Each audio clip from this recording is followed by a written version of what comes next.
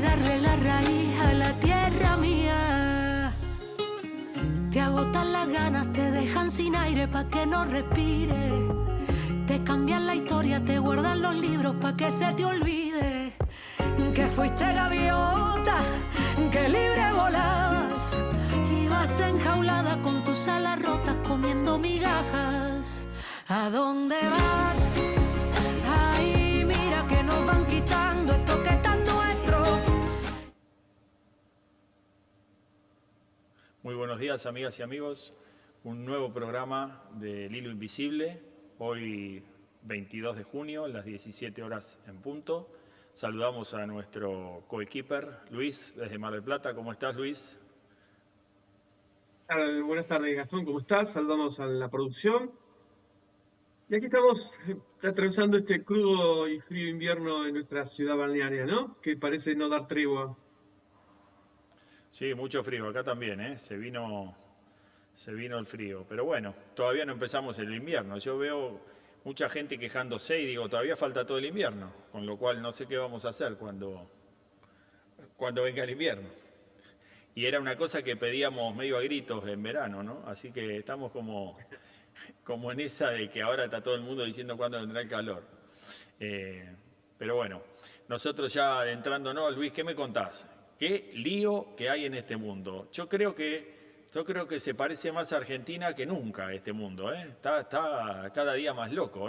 Firmaron una paz hace 15 minutos y se dieron vuelta y lo primero que hicieron agarrar una piedra para tirárselo al otro, ¿no? Israel está en una tesitura en la que si Estados Unidos no tiene que pactar, a ver si a vos te parece lo mismo que a mí. Yo digo, Estados Unidos, con Pakistán, con todo, están tratando de llegar a una paz con Irán. Y en realidad la movida es con Israel. O sea, si Estados Unidos no convence a Israel de que deje de atacar el Líbano, que es una de las condiciones sine qua non de Irán, esto es hacer la paz para ensuciar papel y para gastar virome, porque no terminaron de firmar los 14 puntos y Israel estaba bombardeando al Líbano, creo que durante la firma. Esto es un escándalo absoluto, ¿no? Sí, pero, a ver, ¿no te da la impresión de que Estados Unidos e Israel están jugando al policía bueno y al policía malo? ¿Viste cuando llevan detenido a alguien? Uno siempre hace de bueno, contemplativo, solidario, te advierte que te va a pasar si no colaborás. Y después viene el policía malo, el que te golpea, el que te pega, el que te fuerza a sacar la verdad, ¿no? Por medio, obviamente, de la fuerza. Me da esa impresión, porque ya venimos más de un año con esa situación, Estados Unidos bueno y Israel no cumpliendo con lo que Donald Trump promete. Y estamos en la misma situación, empantanados desde hace más de un año, ¿no? A ver, a O mí sea, a mí me parece que hay algo en el medio y de nuevo creo que cada vez toma más fuerza y más relevancia el caso Epstein, ¿no?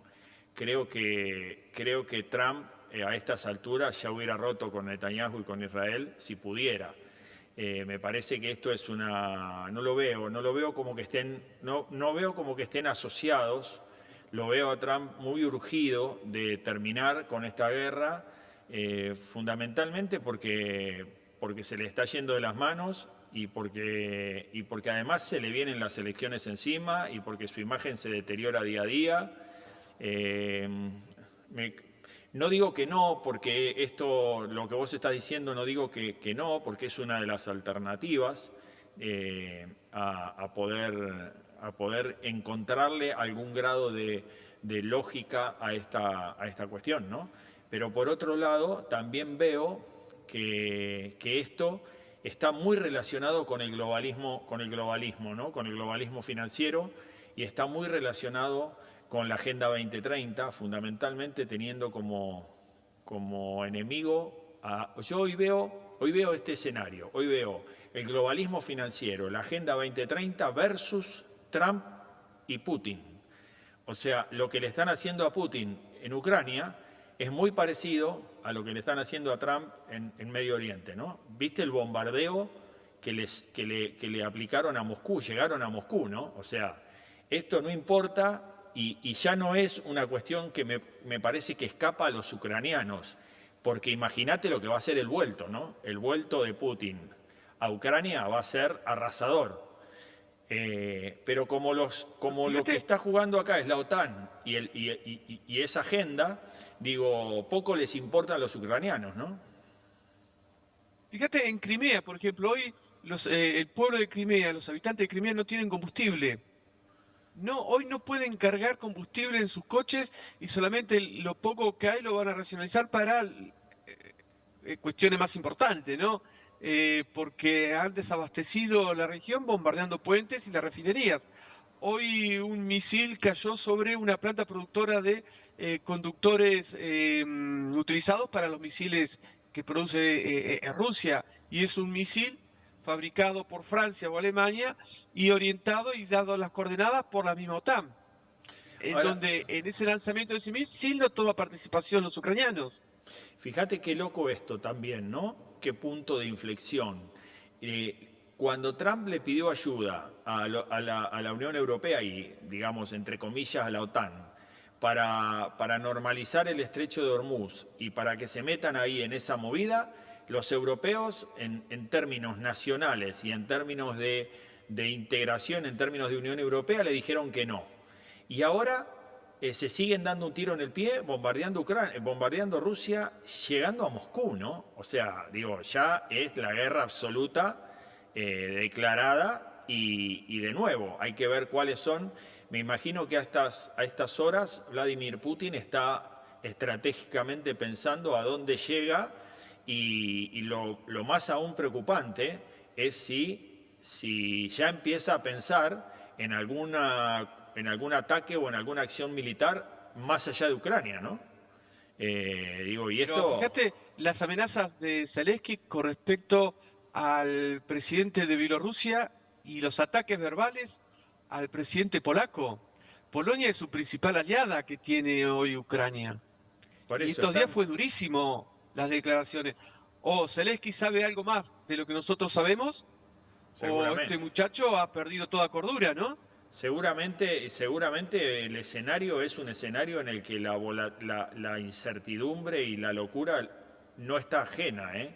Digo, pensar que estos chicos están equilibrados y que esto es una cuestión geoestratégica y que saben qué es lo que van a hacer a cada momento y que tienen un plan y que tienen una proyección y que tienen una estrategia y que tienen objetivos claros, me parece que ya a esta altura es inviable, ¿no? Me parece que están dando manotazos y viendo a ver qué sucede con cada uno de ellos, ¿no? Y viendo acción y reacción, ¿no? Es una constante prueba de cómo van haciendo, de cómo van actuando, ¿no? Entonces...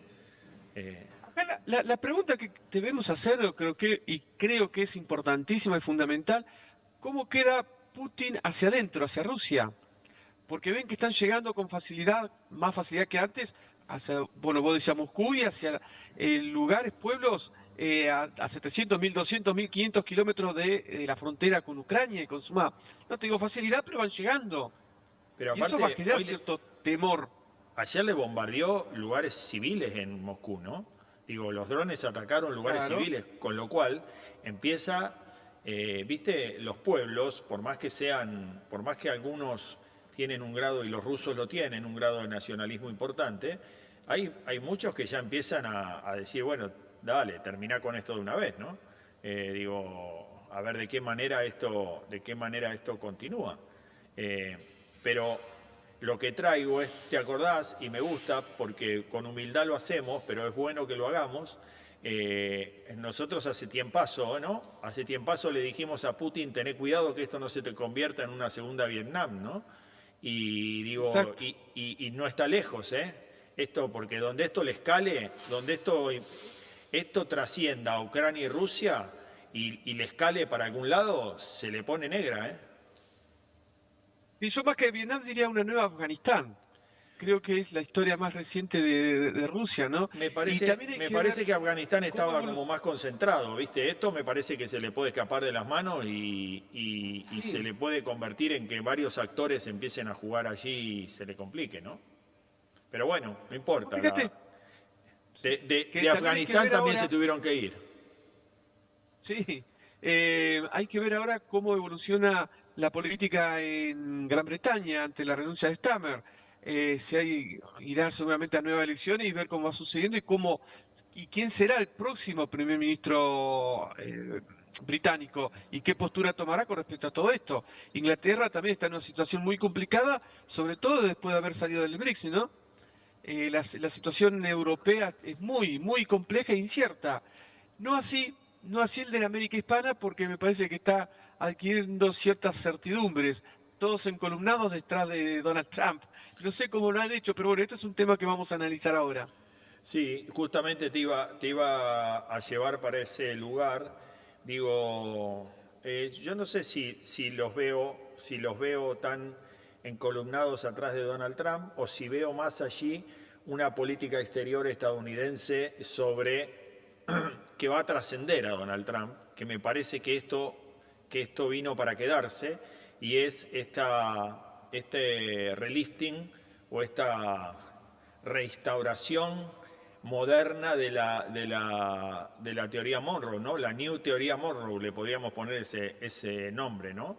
Y estas dos últimas elecciones, tanto la de Perú, también dijimos, ¿te acordás? Que dijimos que Keiko se veía ganadora y que por eso decía que iba a aceptar el resultado sea cual fuere, ¿no? Eso fue una manera de abrir el paraguas y de decir, tranquila que finalmente soy yo. Y además hay que decir una cosa, y esto le vamos a agregar a lo que habíamos dicho. En realidad, algunos analistas dicen y nos suministran algún grado de información, sobre todo peruanos, que en toda esta inestabilidad política y en todas estas caídas de los gobiernos peruanos, estaría siendo la gran arquitecta o habría sido la gran arquitecta de todo esto Keiko, ¿no? Entonces dicen, sabe muy bien, porque el planteo que se daba en estas últimas horas era con una elección tan reñida cabeza a cabeza y ganando por muy poco porcentaje, cuál va a ser el futuro de un gobierno que viene en una línea de destitución permanente, ¿no? Entonces, algunos analistas decían, tranquilo que ella conoce bien esto de las instituciones porque habría sido la arquitecta de casi todas ellas, ¿no? En consecuencia, estaría bastante alineado con Estados Unidos, ¿no? Y bueno, y en Colombia lo propio. Pero bueno, haceme un análisis o haceme un comentario de Perú y después seguimos con Colombia. No, a ver, no voy a hacer un comentario de Perú, sino de todo el conjunto de estos Bueno, países dale. de la América Hispana que ya han tenido experiencia con gobiernos liberales y han sido muy traumáticas. ¿Qué es lo que hace que un pueblo retorne nuevamente a esos regímenes políticos liberales? Yo te contesto rápido. La incoherencia de la izquierda, Luis. La gente está No, yo creo hinchada que a es las más pelotas profundo. de la mentira de la Yo creo que es más izquierda. profundo.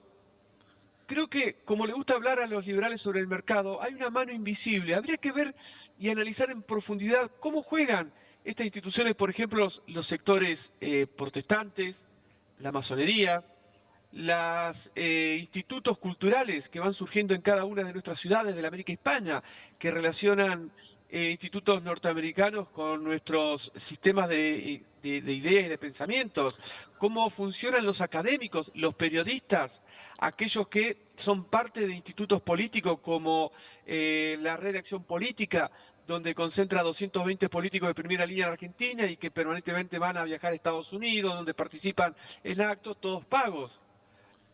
Y esto también ocurre en casi todos los países de América Hispana.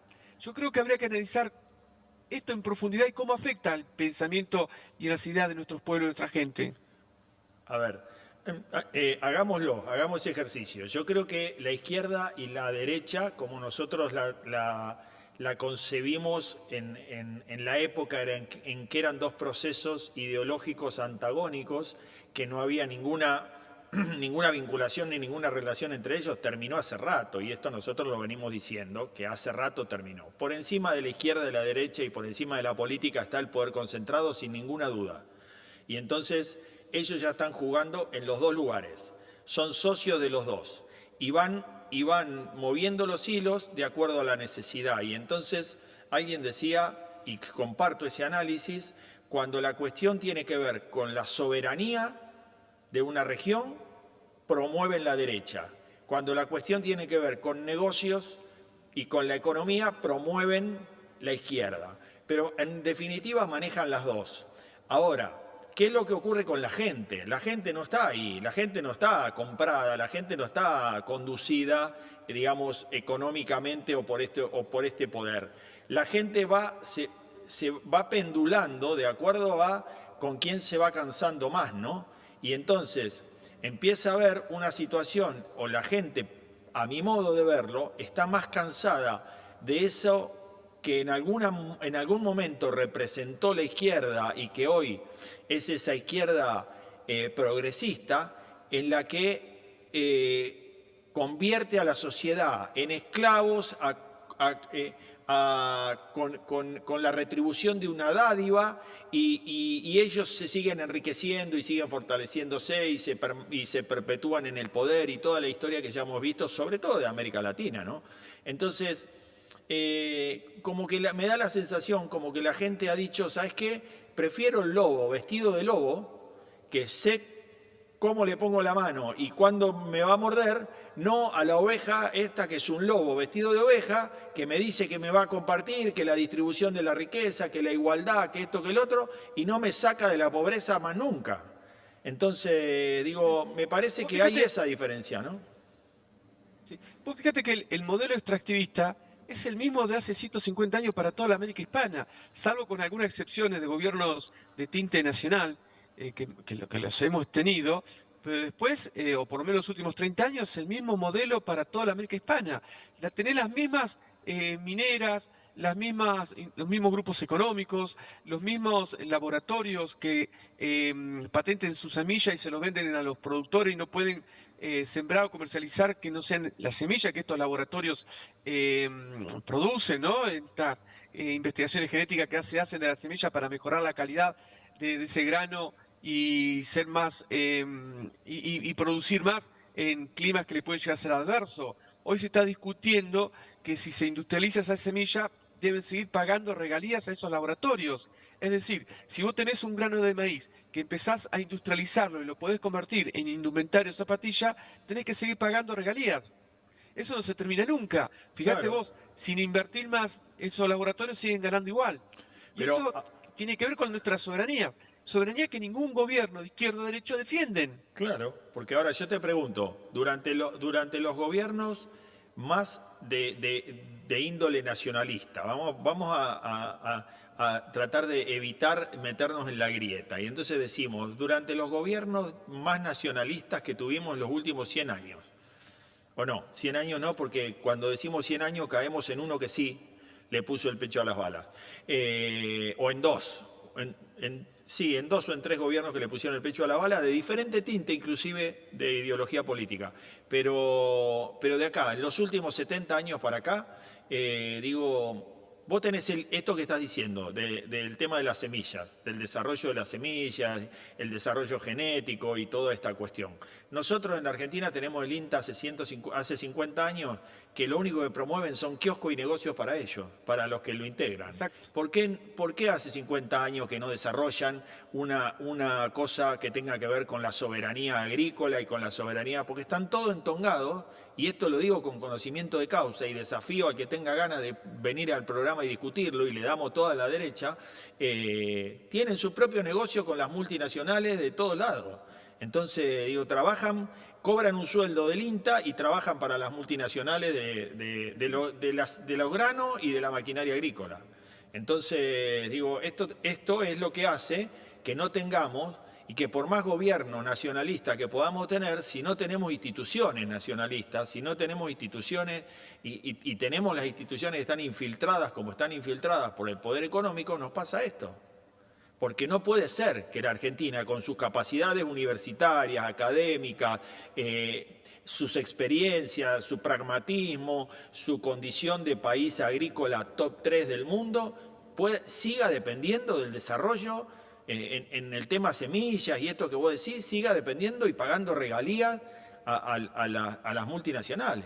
Digo, esto es un escándalo. Exacto. Pero es la misma problemática que tienen desde México México que venía discutiendo con el tema del maíz o del maíz originario, ¿no? Que producen las comunidades autóctonas de México que no pueden comercializar ni pueden exportar, justamente porque el peso que tiene estas multinacionales es tan enorme que les impiden exportar solamente aquellos granos que tengan rastro genético de laboratorios reconocidos a nivel internacional. Pero Y esto, fíjate, te voy a que repetir, pasa en toda la América hispana, fíjate que ahí porque traes. carecemos de unidad, porque nos manipulan y porque siempre terminamos desviando los temas hacia otras cuestiones que nada tienen que ver con el tema que es importante, que es la soberanía de nuestros países, ¿no? De nuestra comunidad. Toda la agenda WOC, la agenda 2030. Fíjate que ahí traes un tema que nos muestra o que nos permite mostrarle a nuestra audiencia un ejemplo claro. Y es el tema de cómo ese poder concentrado de las multinacionales vinculados al desarrollo agrícola en el planeta fomentan, y el tema de México lo conozco bien, ¿por qué? Porque durante mucho tiempo le quisimos vender maquinaria agrícola y ellos no trabajan el cultivo de maíz en siembra directa porque la cuestión de la siembra de maíz para ellos es como un rito casi religioso en el cual mantienen, esto está financiado y fomentado por el poder concentrado internacional que sostiene y que no permite que los productores de verdad, que los grandes productores agrícolas hagan el maíz como con las condiciones necesarias para poder exportarlo. Entonces pasa exactamente lo mismo. Entonces, por un lado, te manejan la exportación de granos con las grandes multinacionales exportadoras y por otro lado, te financian a los movimientos campesinos locales para que sean una máquina de impedir, como lo son en la Argentina. En la Argentina son con la ley de bosque, en la Argentina son con todo este tipo de cosas también, ¿no?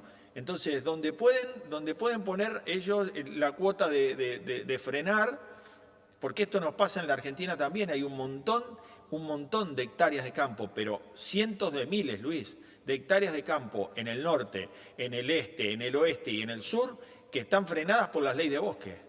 La ley de bosque es una ley miserable, porque no tiene absolutamente nada que ver con el cuidado del planeta ni con el cuidado de la ecología. Tiene absolutamente que ver con unos pocos financiados para que sean una máquina de impedir en el aumento productivo agrícola y ganadero de la Argentina. No. La semana pasada salió un informe publicado por el portal de noticias de Saladillo. Saladillo es un municipio ubicado en el noreste de la provincia de Buenos Aires, cerca de Lobos, de Toldos, bueno, en esa región. Ellos establecían que si la Argentina o la provincia de Buenos Aires empezara a industrializar el maíz, podría generar en los próximos años 80.000 puestos de trabajo directo, pero no un trabajo cualquiera, sino con alta capacidad de sus empleados, de conocimiento, de formación, e ingresos por más de 38.000 millones de dólares. Esto quiere decir salir de la órbita continua o casi lineal de sembrar el grano de maíz, cosecharlo, producirlo en polenta o en alimentos para las gallinas, para los cerdos o venderlo a nivel internacional. Lo que quiere decir industrializar es producir en biogás, en elementos que tienen que ver con la pintura, la farmacéutica y sobre todo la indumentaria que, como ya hemos dicho en el anterior programa, por ejemplo Reebok, ya empezó a producir zapatillas que son descartables, que son ecológicas. Vos las dejás de utilizar, la tirás a la tierra y sirve de abono a la tierra. Se descompone inmediatamente. No es como las zapatillas tradicionales que necesitan de petróleo y de caucho y todo lo demás, que tardan cientos de años para degradarse en el suelo. Entonces, utilizando toda esta tecnología que hoy está disponible, que se está desarrollando, podremos reconvertir todo el campo y la producción, y inclusive la situación social propia de la provincia de Buenos Aires. Sí, estoy totalmente de acuerdo con lo que decís y te voy a decir más. Si acá es muy fácil resolver eso, porque el desarrollo y las posibilidades industrialistas que tienen esos insumos o esos productos primarios necesitan el apalancamiento y la guía y la conducción del Estado, pero además es fácil porque esta desgravación que está pidiendo el campo de las retenciones agrícolas hay que ponérsela a los productos agrícolas industrializados. no a los productos primarios. O sea, lo que hay que decirle, porque ahí generás también el tema de la inversión. Lo que hay que decirle a las multinacionales, señores, se llevan un cupo de grano y les voy a permitir que exporten un cupo de grano, de ahí para de fuera, de ahí para adelante, el resto de grano que se quieran llevar va a pagar retenciones y todo lo que industrialicen, le voy bajando las retenciones al punto de llegar a un grado de industrialización donde no tengan retención. Entonces, esto es fácil. Lo que pasa es que no lo quieren hacer. Lo que pasa es que le mienten a la gente. Lo que pasa es que no hay nadie que quiera hacer de esto una verdadera causa de soberanía y montar atrás de esto un verdadero proyecto industrializador. Esta es la industria que nosotros podemos hacer. Esta es la industria que podemos ser grandes y competitivos. Y esta es la industria que podemos ser soberanos. Ahora, no, como dicen a veces, hay que patear al tigre. Acá hay que patear unos cuantos tigres. ¿No? No, fíjate que, a ver, en esta línea que venimos desarrollando, vos ya dejás de competir y de preocuparte por lo que produce Australia, Nueva Zelanda, Estados Unidos, bueno, Ucrania hasta hace un par de años, ¿no? Porque eran nuestros competidores, porque tenían las mismas calidad de tierra, tenían la misma llanura y producíamos más o menos lo mismo. El mercado internacional teníamos que competir con nuestro trigo, el maíz, la papa, etcétera, etcétera. Ahora, si a estos granos, inclusive la papa, le industrializás, producís derivados de los subproductos de estos granos, vos fíjate, en Argentina, si mal no recuerdo, creo que hay 48 laboratorios que están investigando los subproductos que se pueden derivar de los granos y de la papa. Hay 20 o 22 radicados en la provincia de Buenos Aires. Es decir, los cerebros los tenemos, la tecnología lo tenemos, la investigación y los proyectos los tenemos. Ahora, sería interesante preguntarnos a dónde van todos esos informes. Pero bueno, esto es secundario. Lo que quería decir es que si empezamos a industrializar esos derivados, la competencia a nivel internacional es menor. Podríamos ser líderes en ese tipo de producción y tener mercado internacional asegurado. Y ni qué hablar del ingreso a Europa, porque los pasivos ambientales, la Argentina lo ha disminuido y está dentro de los estándares exigidos a nivel internacional. No tendremos problema. Sí, así es. Así es que se consolida, así es que se puede consolidar tranquilamente un modelo industrialista. Pero bueno, volvemos a lo mismo. Creo que esto que estamos diciendo de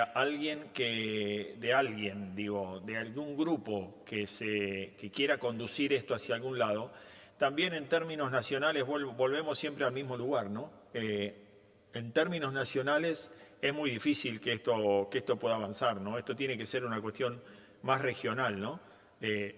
Y bueno, como creo que van logrando, y esto sí estoy de acuerdo en que los gobiernos que están financiando y que se están haciendo de la conducción política fundamentalmente en América del Sur, son gobiernos que más allá de que la prensa en su negocio ya ensobrado, como alguien dice, y con lo que yo coincido en su mayoría, en ese punto, la prensa hoy ensobrada en el mundo, no ensobrada en la Argentina, en consecuencia, por eso coincido, no por otra cosa. Lo que está planteando de gobiernos de derecha, para mí en realidad son gobiernos que vienen a terminar de entregar la soberanía, ¿no? A evitar por todos los caminos, y la mayoría se manifiestan de ese modo. La integración sudamericana no es un tema que esté en su agenda. Esto es una de las claras o uno de los claros puntos que tienen en su agenda. En consecuencia tienen este alineamiento, ¿no? Seguir manteniendo la fragmentación de la América hispana, como vos le llamás. Yo prefiero enfocarme más en América del Sur. Y eso tiene que ver con que esa fragmentación nos haga cada día más dependientes, cada día más alineables, ¿no? En consecuencia nos va a costar mucho trabajo avanzar sobre esos puntos, ¿no? Vos fíjate, mira, hay otro común denominador que nos permite ver que no hay diferencia entre los gobiernos de derecha y de izquierda que se vienen dando en los últimos 30, 40 años, que es la falta de protección a las comunidades prehispánicas. Fíjate, en Jujuy, por ejemplo, están expulsando de sus tierras a comunidades que han estado por generaciones y generaciones asentadas en la misma, porque han sido vendidas a propietarios privados, que no se saben si son locales o internacionales. Lo mismo pasa en Ecuador, lo mismo pasa en Colombia, lo mismo pasa en Perú. Es decir, hay organismos internacionales, grandes industrias, empresas que se están adueñando de las tierras para la producción de lo que venimos hablando. China viene que no compra tierras, sino que las arrienda para la producción, en este caso, como vimos en el caso de Saladillo, otro ejemplo, con la intención de producir 150.000 cabezas de ganado, que lleva obviamente a su propio país. ¿Qué le queda a la Argentina o a la provincia de Buenos Aires o al municipio de Saladillo? Absolutamente nada. Lo único que puede llegar a ganar el municipio es lo que pueden consumir comprando en el supermercado o en los hipermercados, ¿no? Quienes estén trabajando en estos campos. Porque después el material que utilizan, las herramientas que utilizan, viene todo de China. Seguramente los trabajadores para lo que es la crianza y del ganado vacuno también viene de China. No, Toman pero a nuestro ver, pasto y nuestra agua sin ponele que, pagarlo. ponele que no vengan, porque sí van a usar mano de obra local, porque está mucho más capacitada en la cría y en esto que vos decís del ganado. Pero esa mano de obra es marginal, eso no existe. Lo que hay Obviamente, sí, sí. lo que hay que hacer acá es volver a instalar, y esto es una cuestión del Estado, y a mí no me preocupa que las tierras se compren, estén en manos privadas o estén en manos locales. Me preocupa que el Estado no pueda liderar un proyecto en el que los privados estén sometidos a una norma que verdaderamente genere prosperidad para ellos como privados, pero también para el resto de la sociedad. Sobre todo utilizando recursos naturales y sobre todo utilizando el suelo de Sudamérica, ¿no? Entonces, en ese aspecto, digo, las transformaciones tienen que estar. Entonces, que vengan los chinos, que compren campo y que críen 150.000 cabezas de ganado, pero no se pueden llevar el ganado faenado y nada más. Hay que generar que ellos hagan inversiones en la Argentina y que se lleven la carne transformada y que se lleven y que generen un montón de mano de obra. Y acá hubo una ciudad que vivió durante mucho tiempo gracias al SWIFT, que era un frigorífico en el que se producía la carne, se enlataba y mandaban producto procesado. Y esto es lo que hay que volver a traer. ¿Cómo que te llevas la carne faenada? ¿Cómo que te llevas las vacas enteras? Vamos a llegar a un proceso en el que se van a llevar el ganado vivo. Entonces, Exacto. ni siquiera lo van a faenar. Otro tema del que no se habla y no se menciona, que es el cuidado de la tierra, porque Claro. la están erosionando. Claro. Uno dice, no, el que tiene campo cuida, pero el que tiene campo lo está arrendando y el arrendador no le importa porque después se va a otro campo, se va a otra provincia o se va a otro país, no le interesa. Claro. Si tiene tierra de sobra. Ahora que África se está estabilizando, fíjate la cantidad de tierras que tiene para la producción.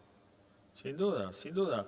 Pero bueno. Y no hay protección al respecto y no hay una política que indique y obligue e incluso haga pagar al arrendatario al campo si destruye hace desaparecer los químicos necesarios que tiene la tierra para ser productiva, ¿no? Ser fértil. No les interesa en lo más mínimo. Están en un modelo, están en este modelo, están en este escenario y si no hay un emergente local que aparezca con fuerza con estas ideas, a instalar estas ideas, estamos... En ellos no va a surgir, de ellos no va a surgir porque al contrario, no les interesa. Entonces, digo, fíjate lo que pasó estos días en el cordón minero de Venezuela. Venezuela está haciendo ahí en el que parecería que ya ni les interesa que el chavismo desaparezca, ¿no? Ya han arreglado con los herederos del post-chavismo, digamos, y ya han arreglado con esta chica Daisy, que parece, o parecería, o algunos ya empiezan a mencionar su relación con la CIA, pero bueno, digo, esto es improbable, pero de todas maneras la conducción está siendo favorable a los intereses del gobierno de Estados Unidos, ¿no? no preguntan por Maduro, no les interesa absolutamente nada. La oposición venezolana está toda en Estados Unidos, son unos impresentables absolutos.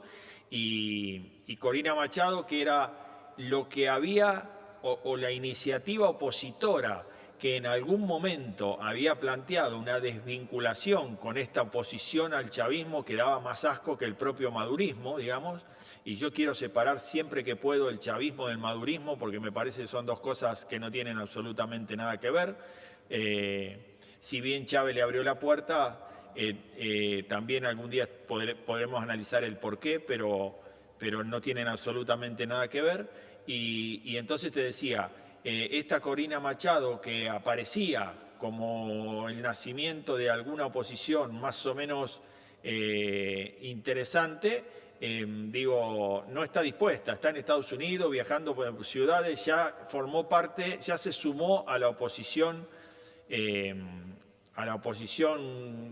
al chavismo. Y cuando me refiero a oposición al chavismo me refiero a todos los anteriores, ¿no? A Capriles, a toda esa cuerda de impresentables que están todos en Estados Unidos y todos alineados, ¿no? Y te decía días pasados, vos sabés que ahí hubo, en lo que se llama el cordón minero de Venezuela, es una región que es limítrofe con Brasil y que aparentemente está llena de oro y de diamantes. Y esa región,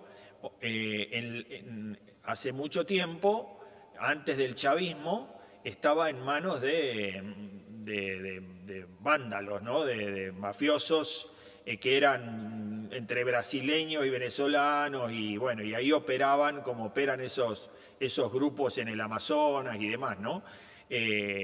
Parece que en algún momento el chavismo empezó a controlar esa región también, con un aparato paramilitar y paraestatal.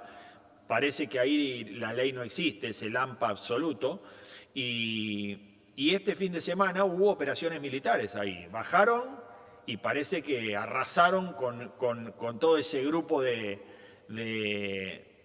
delincuentes, por llamarlo de esa manera, no sé, o fuera de la ley, que estaban conduciendo y manejando eso, y cayeron operaciones militares con tanques, con armamento, con helicóptero, con todo, y parece que van a una limpieza de eso para ver cómo se apropian y cómo empiezan a explotar eso, ¿no? Entonces, ahí tenés un claro ejemplo de lo que está pasando, ¿no?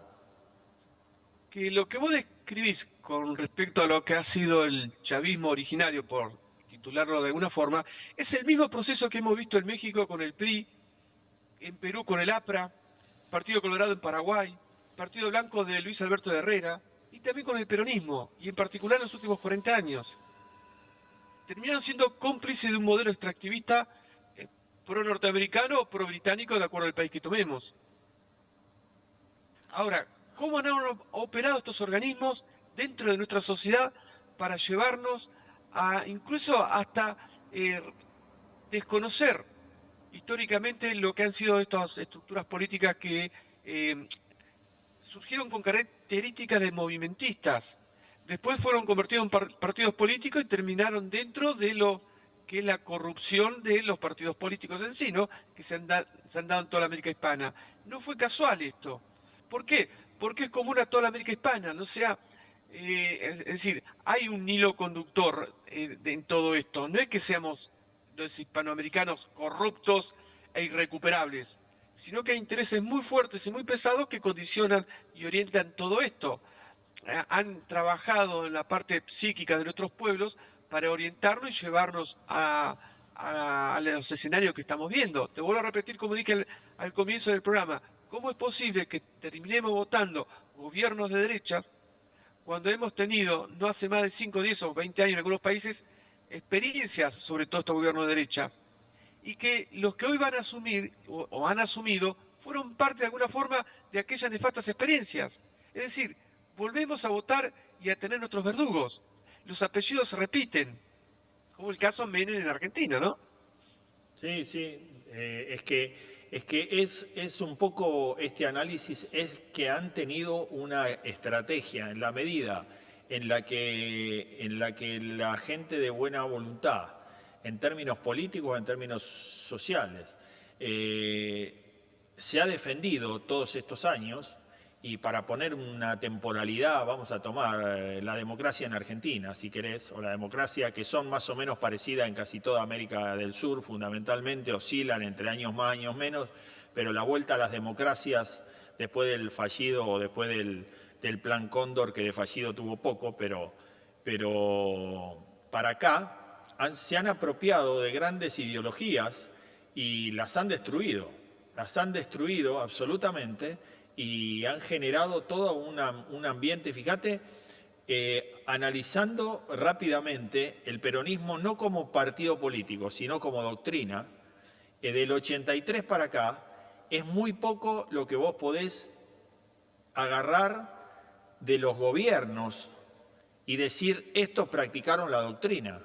Estos implementaron la doctrina, estos tuvieron la Biblia, o sea, estos tuvieron el Nuevo Testamento para hablar de Jesús. No sé, por dar un ejemplo que apenas lo doy ya me parece fallido, pero bueno, para encontrar un ejemplo rápido, ¿viste? Estos se apropiaron de una ideología con estructura, se apropiaron de una ideología con doctrina, hicieron todo lo contrario, generaron la destrucción de esa doctrina, y hoy tenés a gente que un poco menos que le da la espalda cuando vos decís, pero pará, ¿cuándo aplicamos esto? ¿Cuándo se aplicó esto y falló? No, se lo apropiaron, hicieron cualquier cosa menos lo que decía su doctrina, demolieron la estructura y ahora van por otra.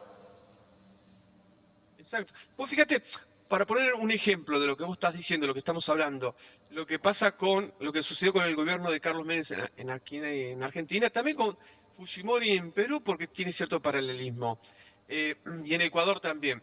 En nombre de una doctrina nacional, se desarticuló toda la infraestructura que hace a la soberanía de un país. Es decir, utilizando una frase futbolera, nos cortaron las piernas. Destruyeron todo el sistema ferroviario en un país tan extenso como el nuestro, que es indispensable, es fundamental que tengamos ferrocarriles aquí, por el tema de flete, por los costos en el campo, el traslado de productos, etcétera, etcétera. Desarticularon la marina mercante, que es también otro elemento importantísimo para poder comercializar y llevar nuestra producción a todos los puertos del mundo. Y vos fijate los dividendos que deja hoy una marina, los barcos container que se están saliendo de la Argentina hacia el exterior, del cual la Argentina está perdiendo millones de dinero en ingresos. La aeroespacial, sí, también en toda la industria aeroespacial, lo que tiene que ver con las coheterías, satélites, etcétera, etcétera. El caso de la desinversión que están haciendo con el Instituto Balseiro, con la Comisión de Energía Atómica, etcétera, etcétera. Que éramos adelantados en este sentido. La Argentina es uno de los desarrolladores de satélites más importantes en el mundo en lo que tiene que ver con imágenes de alta calidad, en este caso para la producción agrícola ganadera, ¿no? Que permite ver a través de cúmulos nimbus, de las nubes y de días nublados, permite tener una imagen casi perfecta. Y está muy bien posicionado y considerado a nivel internacional. Pero son técnicos que después, ante los bajos sueldos que hoy están percibiendo, se terminan yendo hacia otras latitudes. Y estamos perdiendo ese claro negocio que sería para la Argentina y sobre todo para el tema de la investigación. Falta obviamente de una concepción nacional del gobierno y del profundo amor a nuestra patria, que no es demagogia mencionarlo, ¿no? Porque esto es realidad. Aquello que no siente amor por su suelo, por su tradición, le importa nada que si su país pierde o es controlado o es manipulado o es por potencias o por gobiernos afines a potencias extranjeras, ¿no? Les importa nada, Luis, absolutamente, y como vos decís, no estamos en la discusión de fondo, porque quienes están del otro lado, quienes vienen por la destrucción institucional, quienes vienen por eliminar el Estado, quienes vienen por mostrarnos, y esto que vos decís, justificar procesos como justificó el menemismo en el 83, donde nos despojó absolutamente de toda posibilidad de desarrollo y de evolución de nuestro proceso productivo. Hoy los tenés como si nunca hubiera pasado nada, como si no hubieran sido responsables de nada. Y tenés del otro lado, y a mí lo que me preocupa son los del otro lado, porque esos ya sabemos qué vienen a hacer, ya sabemos qué pretenden y ya sabemos qué quieren. Ahora, los del otro lado, los que quieren estar más cerca de la gente, son tan berretas, que están dando una discusión tan berreta y que están dando una discusión como la que ves hoy en todos los términos, ¿no? Absolutamente, y si querés ir a la universidad, te llevo ahí para que cerremos el programa y te digo cómo se está defendiendo la universidad pública en la Argentina. Es tan berreta, es tan infantil y tan personalista, que lo único que están buscando es mantener un reducto político, mantener cajas de plata política, les importa nada de la soberanía, del proyecto nacional, de la gente, y los estudiantes pretenden y se acomodan y se acompañan porque, bueno, una salida académica, una salida universitaria, una salida es una posibilidad y siempre bien intencionados, y ahí yo no pongo el foco porque virtualmente son sistemáticamente engañados con los conceptos, ¿no? Pero la conducción política de la universidad pública argentina es lamentable, berreta, y se mira el ombligo permanentemente y le importa nada la educación y la evolución de nuestro país en esos términos, ¿no? Vos fíjate que lo que vos estás diciendo, esa descripción cabe también para México. La UNAM mexicana tenía prestigio a nivel internacional. Los políticos, más que mal, había muchos muy interesantes. Y hoy la presidenta actual, Sheinbaum, está llevando, o ha llevado, o ha intentado llevar a una discusión nacional el tema de Hernán Cortés, cuando tiene grupos narcos que están bombardeando, porque esa es la palabra, bombardeando refinerías. Están tomando pueblos, donde la Pero, Chevron se está llevando el litio del norte de México sin que nadie, absolutamente nadie, diga nada. Tenés el caso de Bolivia, que querían meter una ley de privatizar las tierras de las comunidades prehispánicas, y todas estas movilizaciones terminan diciendo que fue o es alentada por Evo Morales, que es un reaccionario o golpista, cuando obviamente el tema de fondo es otro. Y así lo vemos en casi todos nuestros países, ¿no? Vuelvo nuevamente a lo mismo y al comienzo del programa. Parece que estuviese todo bien programado y llenado. sí, sí, definitivamente, y te genera un grado importante de incertidumbre, y además esto que uno se siente con la impotencia, ¿no? De ver estas situaciones, y entonces vos decís, bueno, a nosotros no nos pueden contar lo que es tener una universidad pública de excelencia, porque la tuvimos, porque la conocimos, porque sabemos de sus frutos, porque hemos tenido premios Nobel, porque hemos tenido cabezas argentinas en todos los lugares y en todos los ámbitos de diferentes rubros y sectores en el mundo. Entonces sabemos y supimos tener una universidad pública de excelencia. ¿Dónde estamos hoy? La culpa la tiene la política, absolutamente. No le pueden echar la culpa a nadie. Destruyeron la universidad pública y ahora se golpean el pecho estando o manifestándose en defensa de la universidad pública, engañando una vez más a la sociedad en este sentido, ¿no? Y siendo funcionales a los poderes concentrados globales que pretenden de nosotros un modelo extractivista, un modelo para el que el 50% de la gente sea víctima de la asistencia. A ese lugar vamos, ¿no? Entonces, este es el modelo. Lamentablemente nos quedamos sin tiempo, Luis. Si querés, hacer un comentario final y nos tenemos que despedir, porque ya, como siempre, nos quedamos con ganas de seguir conversando. Sí. Para mostrar otro ejemplo de cómo coinciden muchos puntos, tanto a la izquierda y a la derecha, ¿no? Sobre todo en la Argentina, de lo que veníamos hablando, que se mantiene la misma legislación durante la dictadura militar. Por ejemplo, bueno, lo que son los convenios o los acuerdos de Madrid. No es un tratado porque no fue legitimado por el Congreso. Los tratados firmados en Madrid entre Inglaterra o Gran Bretaña y la Argentina, que no nos permiten desarrollar nuestra industria armamentística, por ejemplo. Tenemos una ley de entidades financieras de la época de Videla, que no permiten un control tampoco sobre esta actividad, ¿no? Y la provincia de Buenos Aires ni que hablar. La mayor parte de su legislación es toda de la dictadura y hoy se mantiene. Han detenido el desarrollo y el crecimiento de la provincia de Buenos Aires. Y lamentablemente, y esto hay que decirlo porque corresponde, la mayoría de los gobiernos que ha tenido la provincia de Buenos Aires se han autopercibido como peronistas y no han hecho absolutamente nada para revertir este proceso de decadencia de la provincia, atada, y te vuelvo a repetir, a una legislación que viene toda de las dictaduras militares. Claro. Entonces, muchachos, ¿qué están jugando?